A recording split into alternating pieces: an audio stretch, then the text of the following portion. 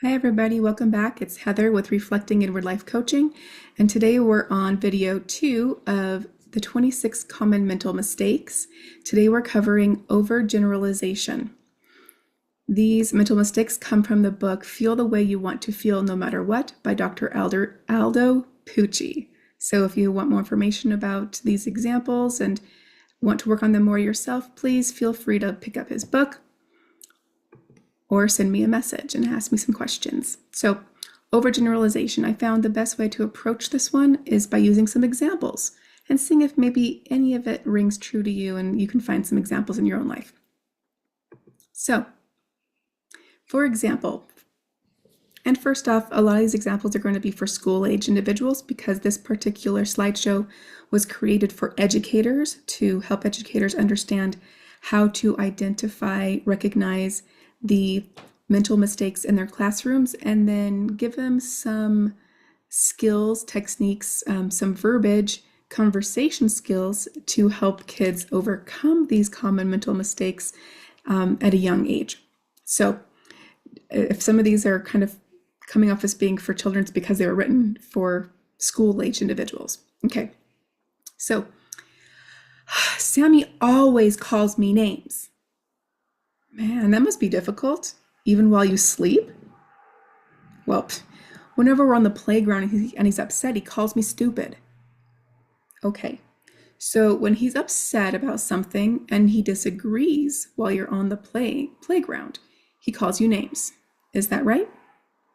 Yes. When he agrees with you, does he call you names? No. When he's not upset with you, does he call you names? No. Saying he always means that all day, every day. How about when Sammy is upset and disagrees with me, he tries to get what he needs by being mean. And it makes me feel bad. Yeah, that's right. I'll bet he's doing the best he knows how and feels like he has no control in that exact moment. What can we do to help him feel safe, like he has a little control? Okay, so I love this example because it throws in what Sammy might be going through. Okay, a lot of times we look at things from one perspective, our own perspective. We've been trained with assumptions from our own experiences that it must be this story and I'm going to now justify myself and I'm the victim.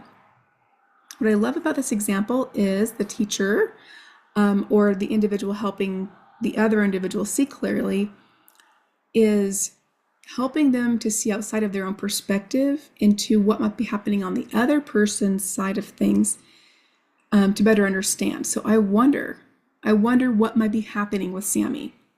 Does he feel like, talking to an adult, does he feel like he is out of his comfort zone and his amygdala is going off to defend himself? Okay. Is he doing what he's been trained to do, like, for example, manipulation, to get control in that moment to return to homeostasis, to return to his comfort zone? Okay. And when we see a different person's perspective or the possibilities of a different perspective, then we can start thinking about what can we do to better understand him, to help him feel safe, and give him what he needs. Okay, the second example, I'll never be good at math. Never? I only got 2 out of 5 right on today's quiz. Well, if you got 2 right, then you did good on those 2 math problems. Maybe saying never is too strong of a word though. You did get 2 right. Well, it may as well be a 0. Okay, we just talked about this in the last video, right? All or none thinking. It's either a perfect score or it's a 0. Okay, so now we're overgeneralizing and we're using all or nothing thinking. Saying never means you don't believe you have the ability to do any of them correctly. Is that true? Are you incapable of getting any of them correct? Well, no, I did get 2 right. Exactly. So you are good at some parts of math, but are still learning other parts. How do you feel about math now? Better. Not as down on myself, but math is hard. Yes, math can be difficult, but we'll focus on the parts that are hard for you, and then you will understand. So I love this example because we're saying that we're still learning, and it's okay to still be learning. It's okay to make mistakes, because then with the mistakes, we see what needs to be changed, what we need to focus on. So we may not be great at math now, so we can say, I'm not super good at math yet. Okay, that gives us some room to say, I still can learn, I still can grow. And of course, I wanted to take this into a very applicable part of life because overgeneralization is seen all around us, and it actually creates very difficult circumstances, socially and emotionally, within various groups. Okay, I would be very remiss if I did not touch on this, that overgeneralization can also be known as stereotyping, and it causes prejudice, which leads to discrimination. And this is something that we really, really need to take a look at. We need to be honest with ourselves. We need to look inside ourselves and acknowledge our own personal stereotypes. And everyone has them. They're a part of our categorization process in our mind to keep the world straight. So in general, there's nothing wrong with stereotyping unless it keeps a barrier up that causes problems. So we need to be aware of perhaps the beliefs that we have that are causing problems because they're overgeneralization and they're not necessarily true. They're putting up a barrier between us and others because we believe something that's not necessarily true, and it's impacting the way we treat others. Okay, so some examples of stereotyping are African American men are dangerous. This is particularly a case in areas that have been colonized by white people in the past. Okay, are some African American men dangerous? Yes. But saying African American men are dangerous means that all African American men are dangerous. And that is not true. So we got to go into our minds and our beliefs and check ourselves and the way that we talk. Okay. Hispanics with tattoos are from gangs. All of them? No. White people are racist. Again, all white people are racist? No. Educated people are ignorant. Uneducated people are ignorant. Not necessarily true. Educated people think they're better than the rest of us. All of them. Poor kids don't become doctors. No poor kids have ever become doctors and never will. That's not true either. As a matter of fact, if you Google it, you will probably find some prominent, well-known doctors who did grow up in poverty. So I challenge you to sit down and be open to the idea that maybe you have some stereotypes based upon the biases that have been fed to you by culture and society. And I will actually share this story with you because I think that it's helpful. I knew that rationally, I knew that I had biases. They're normal. All of us have them. I also knew that I had stereotypes, just automatic phrases, automatic beliefs that come from those categories and those biases that I didn't really mean to be negative, but kind of were created in me over time that way. However, I couldn't think of any until one day I was sitting down at the end of a day to relax, and I turned on Netflix, and I was just scrolling through the various options on Netflix. And there was one show and I don't remember the name of it. It was about family history, genealogy. And as I saw it, I dismissed it automatically. And as I scrolled to the next one, the thought went through my mind, it's not important, they're Black. And immediately, it all happened like lightning. It was thought dismissal and scroll to the next show. I froze.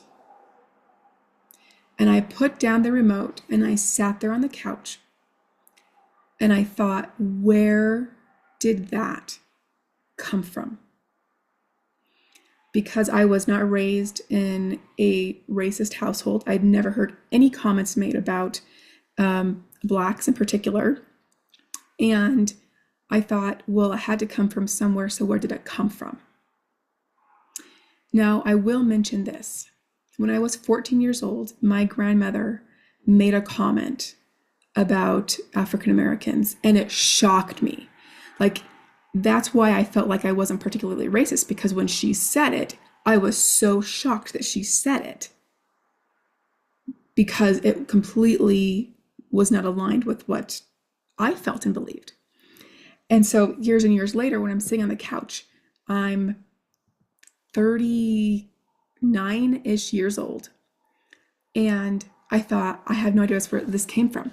So I went back to my life experience and I asked myself, where did my beliefs about Blacks in general come from? What are they now? What stereotypes do I have? What are my thoughts about them, and where do they come from? And what I found after my exploration, self-exploration, was that throughout my adolescence, there were a lot of movies that I recall watching that always portrayed Blacks as being gang members, druggies, and definitely violent, like aggressive gang members. I remember in the 90s, a lot of shows where the Black characters had big gold chains and earrings and tattoos all over them and saggy pants, and they gave the impression, the characters gave the impression that first of all, the Blacks grew up in poverty, period, and that they're gang members, period, that they're dangerous and violent, period. And then I looked at other examples in my life. I remember in the education system, I could probably name on one hand, definitely two hands, how many famous or important, stated important Black people there were in American history. Because that's how we were taught from American history books was, there was this person, this person, this person, this person, Harriet Tubman, Martin Luther King Jr.,